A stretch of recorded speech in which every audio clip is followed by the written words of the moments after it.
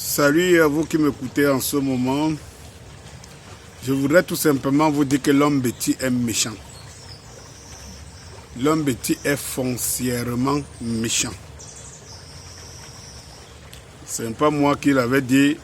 Je répète comme ça les phrases dont nous avons débattu longuement ici, les phrases d'Amourou Belinga.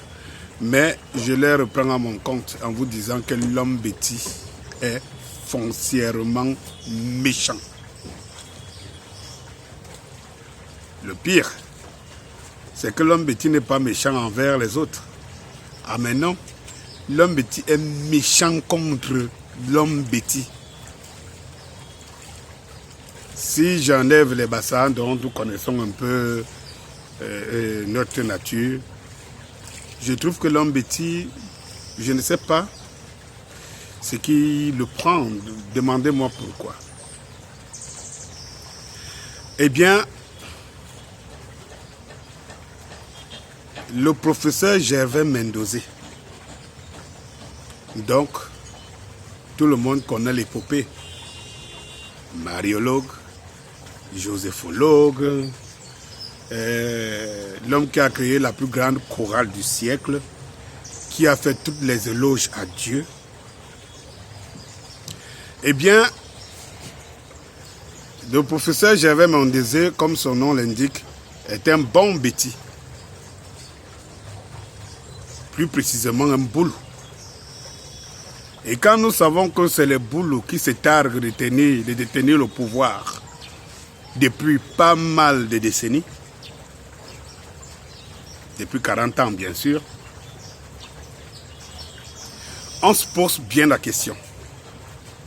Qu'est-ce que le professeur Gervais Mendozé a bien pu faire pour que ces vrais bêtis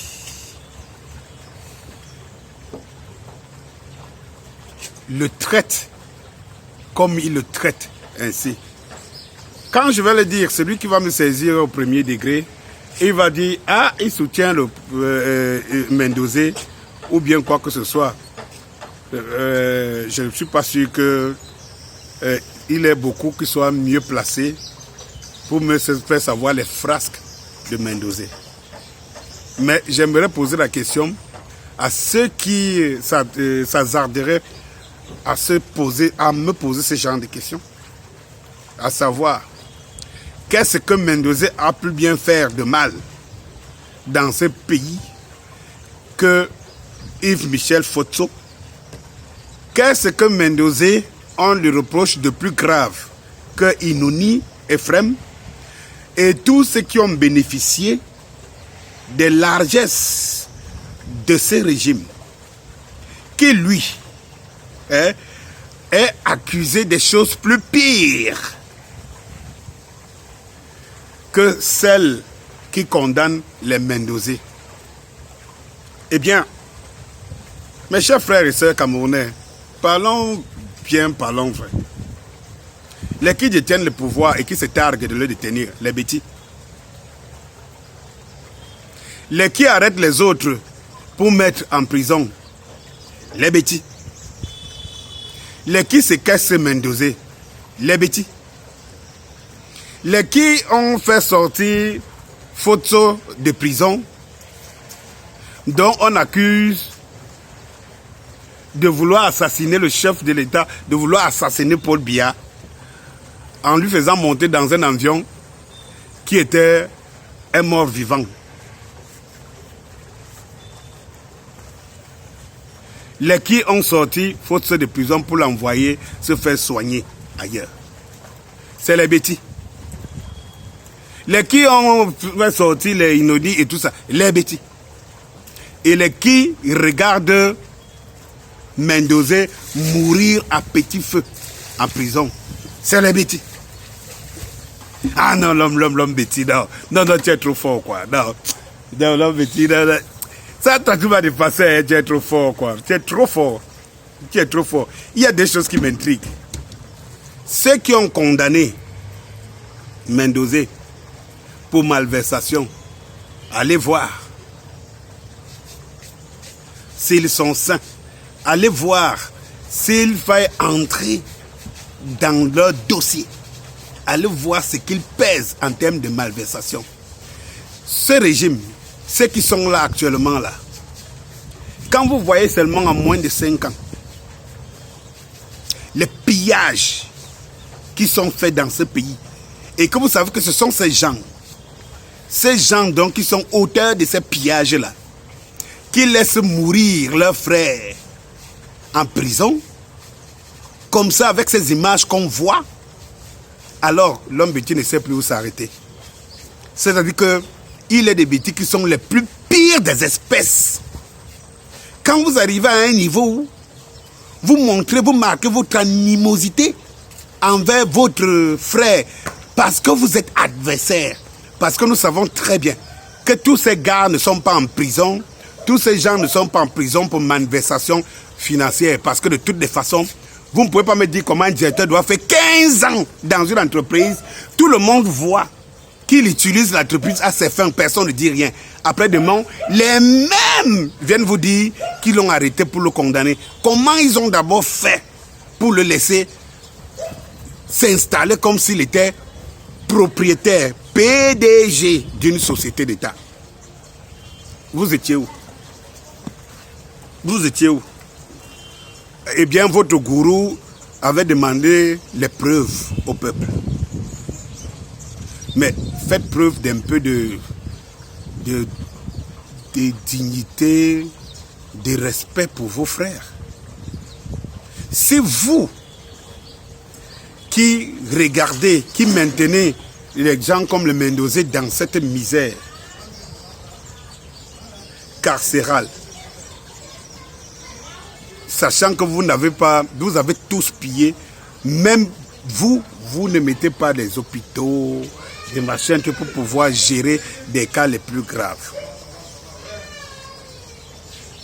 Si vous pouvez maintenir votre propre frère, c'est que vous êtes des sanguinaires. Des sanguinaires. Et j'aimerais dire à tout bon bêtis ici, tout bon bêtis pour qui doit défendre sa dignité, de se révolter contre ses parents, ses frères qui exposent leur, je dis une espèce d'animosité, de sauvagerie envers les bêtis. Non, vous savez, moi, ça devrait être un Bassak, Mendozé, un Bamleke, un machin truc. Bon, je comprendrais. Ça ne me dirait rien. Mais nous sommes quand même des humains. Comment vous réussissez à faire ça? Comment vous réussissez à faire ça, vous les bêtis? Comment? Vous voyez votre frère mourir en prison. Quelqu'un va me dire que non, il ne faut pas... Non, non, non. Cela montre, traduit tout simplement que vous êtes foncièrement méchant. Amogo Beninga n'avait-il pas raison? Qu'elle avait dit que l'homme bêtis est foncièrement méchant. Comment vous avez sorti Yves Michel Fotso condamné, je ne sais pas où, à 50 ans ou combien, parti, vous avez sorti les autres. Mais vous laissez votre frère Betty manger sa chair en prison.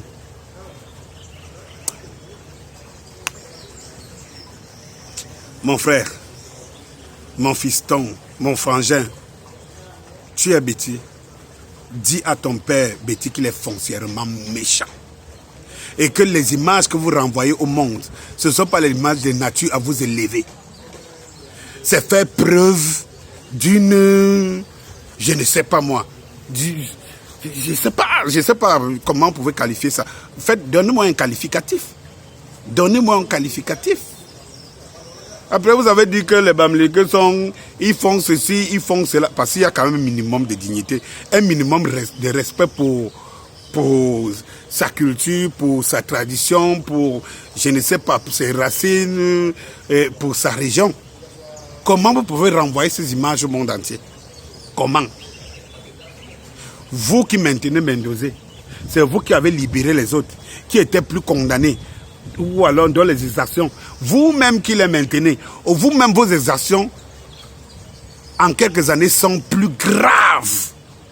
Encore, vous faites des règlements de compte, mais le spectacle que vous donnez au grand public, c'est un spectacle nauséabond. Non, l'homme bêti. Il faut te regarder au miroir. Toi qui me regardes, qui est le fils ou le jeune qui monte en puissance, au lieu de se dire que celui-là, il dit quoi? Retourne-toi pour regarder l'image que vous renvoyez aux gens. L'image que vous renvoyez aux gens. Vous ne pesez pas. Vous ne pesez pas. Vous êtes capable de sacrifier votre frère parce que... Non, permettez, laissez... Vous savez, c'est les cœurs battent.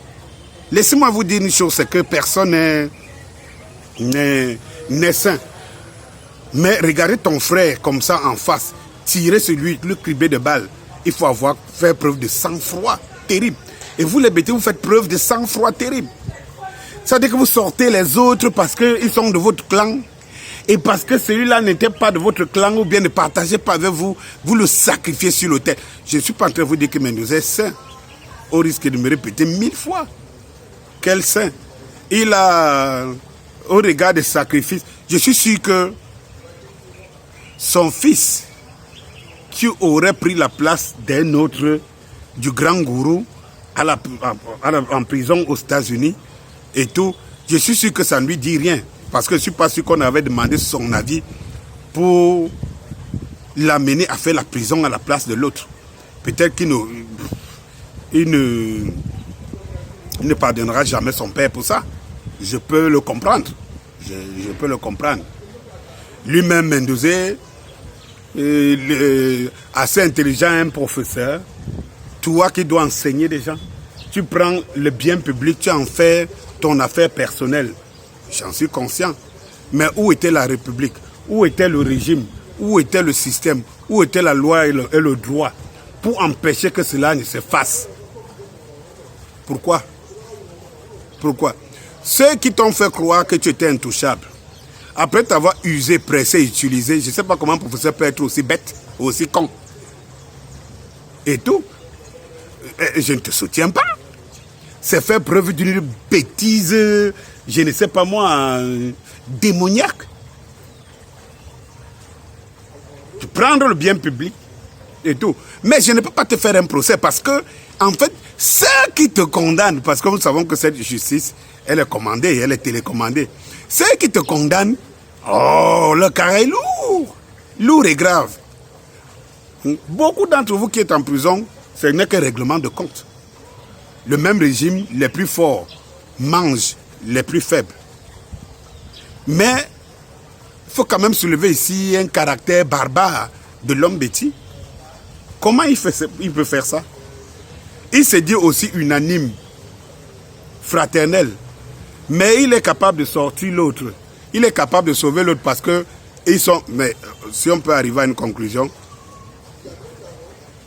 c'est que il n'y a pas de sentiment dans le business.